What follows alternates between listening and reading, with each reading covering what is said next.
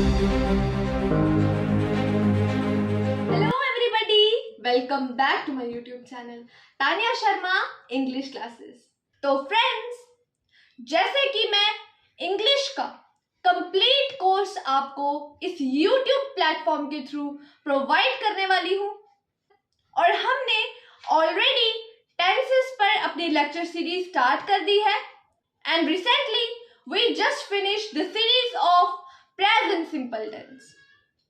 तो आज हम पढ़ने वाले हैं पास्ट सिंपल की सीरीज को, that is past indefinite.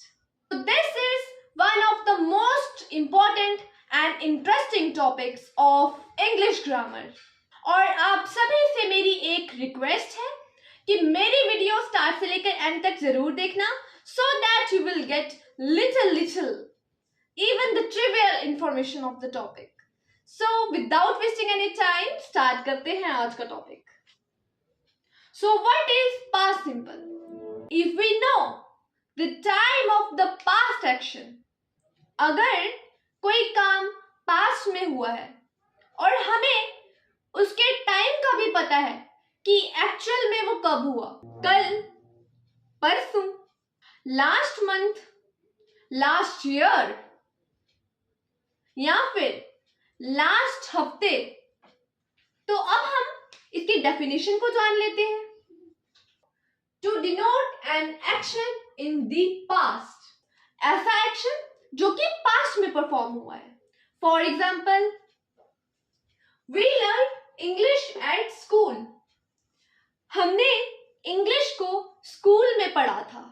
He killed a snake, उसने सांप को मारा। To denote habitual action in the past, जिनमें हैबिट्स आती हैं, जैसे ही नेवर टोल्ड अ लाई, उसने कभी झूठ नहीं बोला। To denote an action going on in the past, वैसा एक्शन जो कि पास्ट में चल रहा था। While they dance we sang, वो क्या कर रहे थे? डांस कर रहे थे एक पास्ट टाइम में, लाइक दे वर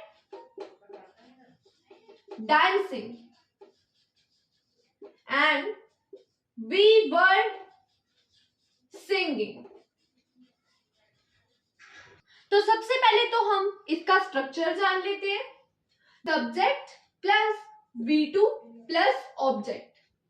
अब V2 तो आपने भी नोटिस किया होगा कि प्रेजेंट सिंपल में हम V1 यूज करते थे, वर्ब की फर्स्ट फॉर्म यूज करते थे, और पास्ट सिंपल में हम V2 यूज कर रहे हैं। तो ये जो पास्ट सिंपल है, इसको जानने से पहले हमें वर्ब की जो फॉर्म्स होती है उन पे कमांड होना बहुत ज्यादा जरूरी है।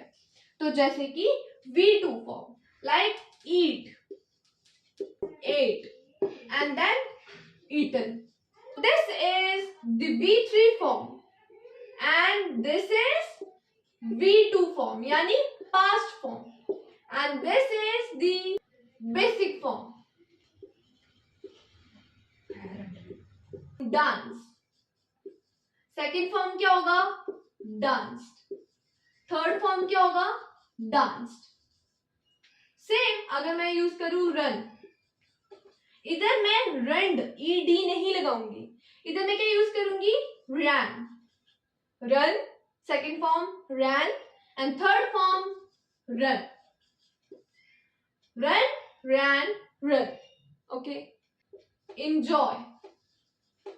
Second form, enjoyed.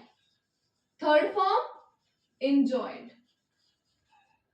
तो पॉजिटिव सेंटेंसेस, इसी का सेम ही स्ट्रक्चर होता है, subject plus V2 plus object. उसने खाना बनाया था, ये जो सेंटेंस है ये अगेन पास्ट को डिनोट कर रही है, क्योंकि कोई काम उसने किया, उसने खाना बनाया था। तो इसको कैसे बोलेंगे? He cooked food। He यानी subject, right? Then V2, V2 क्या हो जाएगा? मैंने बताया था V1 क्या होता है? कुक। V2 क्या हो जाएगा?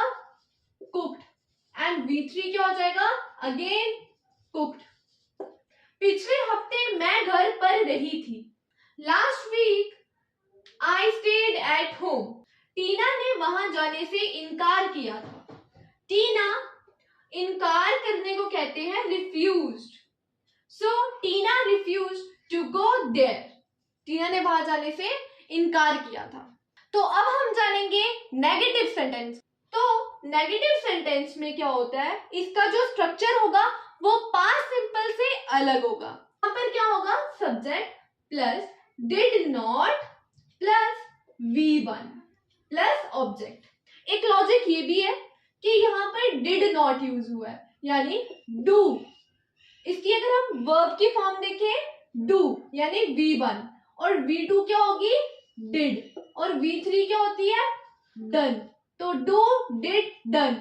Did is a V2। V2 second form है पास्ट टेंस की, तो इसीलिए अगर हमने पास्ट टेंस यूज कर लिया है, हम बार बार पास्ट नहीं यूज करेंगे।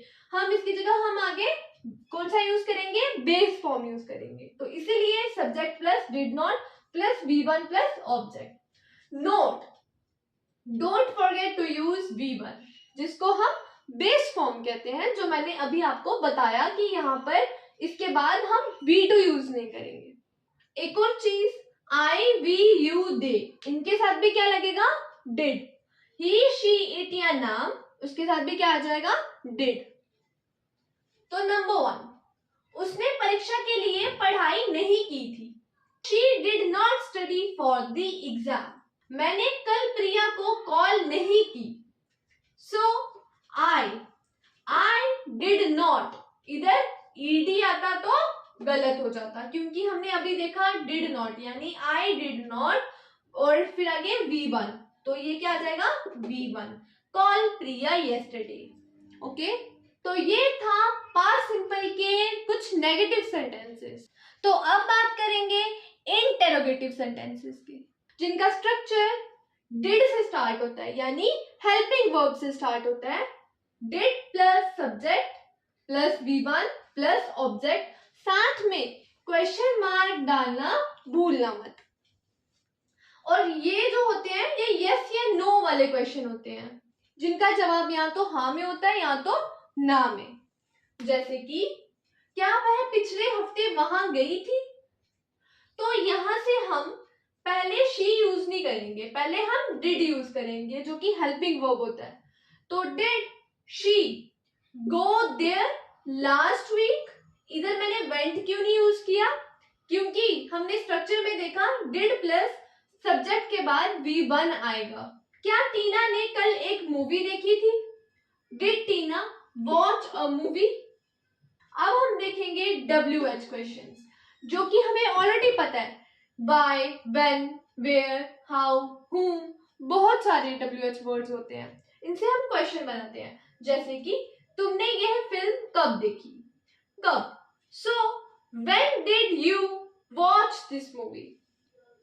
अगर मैं यूज करूं कि तुमने यह फिल्म क्यों देखी, so why did you watch this movie.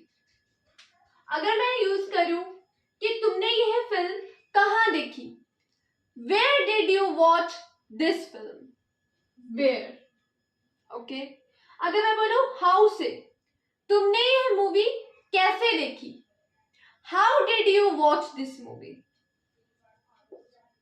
और अगर हम whom से यूज करें, तो तुमने यह फिल्म किसके साथ देखी थी, so with whom did you watch this movie. तो ये थे पास्ट सिंपल के इंटेरोगेटिव सेंटेंसेस।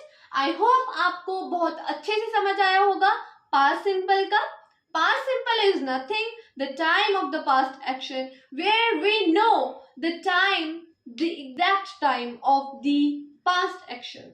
ओके, तो आज के लिए इतना ही रखते हैं, मिलते हैं नेक्स्ट वीडियो में। So keep practicing English and bye bye, take care.